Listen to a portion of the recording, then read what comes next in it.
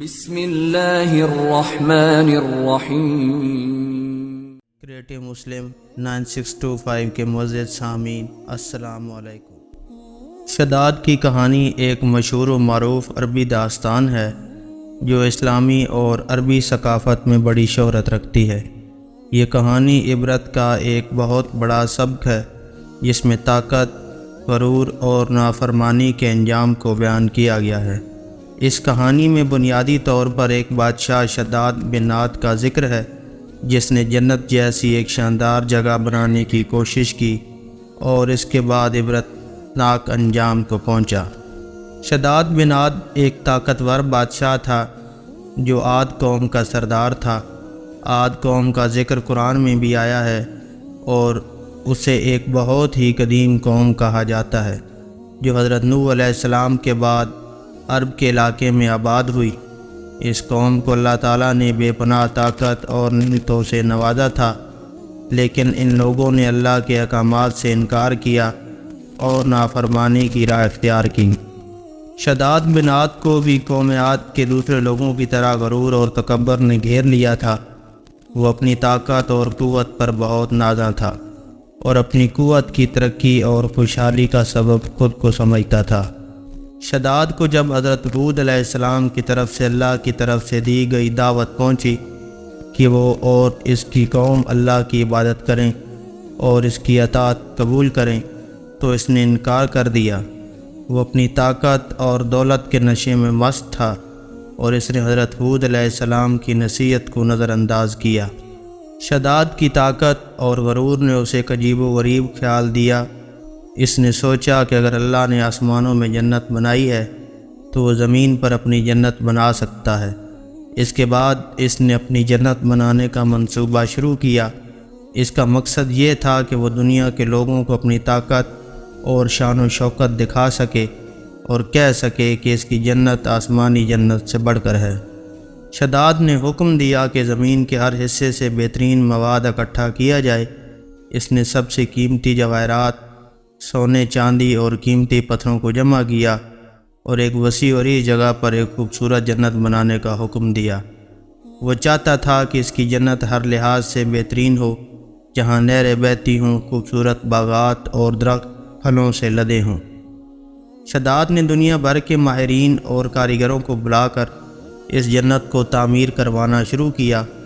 اسے اپنی جنت کی خوبصورتی اور شان و شوکت پر اتنا یقین تھا کہ وہ یہ سوچتا تھا کہ جب لوگ اس کی جنت کو دیکھیں گے تو وہ اللہ کی جنت کو بھول جائیں گے۔ شداد کی جنت کو تعمیر کرنے میں کئی سال لگے۔ اس دوران شداد اپنی قوم اور رعایا کو اللہ کی طرف سے آئی ہوئی نصیحتوں کا مسلسل نظر انداز کرتا رہا۔ وہ اپنے انجام سے بے خبر تھا اور یہ نہیں جانتا تھا کہ اس کی جنت ایک عبرت بننے والی ہے۔ جب جنت کی تعمیر مکمل ہو گئی تو شداد نے ارادہ کیا کہ وہ اس میں داخل ہو کر اپنی کامیابی کا جشن منائے۔ اس نے اپنی فوج اور رعایا کو ساتھ لے کر اپنی جنت کی طرف سفر شروع کیا۔ جب شداد اپنی جنت کے دروازے پر پہنچا اور اس کے اندر قدم رکھنے ہی والا تھا تو اللہ تعالیٰ کی طرف سے ایک عذاب نازل ہوا۔ شداد اور اس کی پوری فوج کو ایک زوردار آواز کے ساتھ ہلاک کر دیا گیا۔ وہ اپنی بنائی ہوئی جنت میں کبھی داخل نہ ہو سکا۔ شداد کے اس عبرتناک انجام کا ذکر مختلف اسلامی روایات میں ملتا ہے۔ اس واقعے سے یہ سبق ملتا ہے کہ کوئی بھی انسان چاہے جتنی بھی طاقت اور دولت کا مالک ہو، وہ اللہ کی مرضی کے بغیر کچھ نہیں کر سکتا۔ غرور اور تکبر کا انجام ہمیشہ برا ہوتا ہے اور شداد کی جنت ایک مثال بن گئی کہ اللہ کی نافرمانی کرنے والے کبھی کامیاب نہیں ہو سکتے۔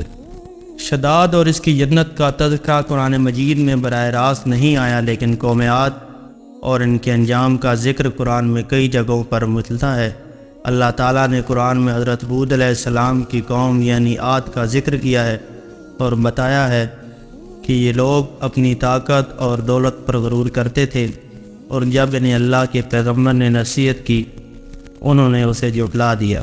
سورۃ الفجر میں قوم عاد کے بارے میں اللہ تعالیٰ فرماتا ہے، کیا تم نے نہیں دیکھا کہ تمہارے رب نے کیا کیا عاد کے ساتھ جو بڑی بڑی عمارتوں والے ارم کے مالک تھے، جن کی مانند کوئی قوم پیدا نہیں کی گئی، الفجر آیت نمبر 6 سے 8۔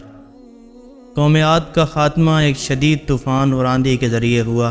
اللہ تعالیٰ نے ان پر مسلسل 7 رات اور 8 دن تک ایک زبردست آندھی مسلط کر دی، جس سے ان کے محلوں اور عمارتوں کو زمین بوس کر دیا اور ان کی قوم کو صفحہ ہستی سے مٹا دیا۔ شداد اور اس کی جنت کی کہانی میں بہت سی عبرت آموز پہلو ہیں۔ شداد کا سب سے بڑا جرم اس کا غرور اور تکبر تھا۔ اس نے اللہ کی جنت کی نقل کرنے کی کوشش کی اور یہ سمجھا کہ وہ اپنی طاقت سے اللہ کی تخلیق کا مقابلہ کر سکتا ہے۔ شداد نے حضرت ہود علیہ السلام کی نصیحت کو نظر انداز کیا اور اللہ کی عبادت سے انکار کیا، جس کا انجام اس کی بربادی کی صورت میں نکلا۔ شداد کی جنت نے یہ ثابت کیا کہ دنیا کی خوشحالی اور شان و شوکت وقتی ہوتی ہیں، حقیقی جنت وہی ہے جو اللہ نے اپنے نیک بندوں کے لیے تیار کی ہے۔ شداد کی جنت آج کے انسانوں کے لیے ایک عبرت کا نشان ہے کہ چاہے کوئی جتنی بھی دنیاوی ترقی کر لے، اگر وہ اللہ کی نافرمانی کرے گا تو اس کا انجام برا ہوگا۔ شداد کی کہانی ایک یاد دہانی ہے کہ دنیا میں کوئی بھی چیز دائمی نہیں ہے اور انسان کی زندگی کا مقصد اللہ کی رضا حاصل کرنا ہے، نہ کہ دنیاوی عیش و آرام میں مبتلا ہو کر اللہ کو بھول جانا۔ شداد اور اس کی جنت کا انجام ہمیں یہ سبق دیتا ہے کہ اللہ کی نافرمانی اور تکبر کا انجام ہمیشہ تباہی ہوتا ہے۔ معزز سامعین، شداد کی جنت جو اس نے اپنی طاقت اور دولت سے بنائی تھی، کبھی بھی اس کی پناہ نہیں بن سکی۔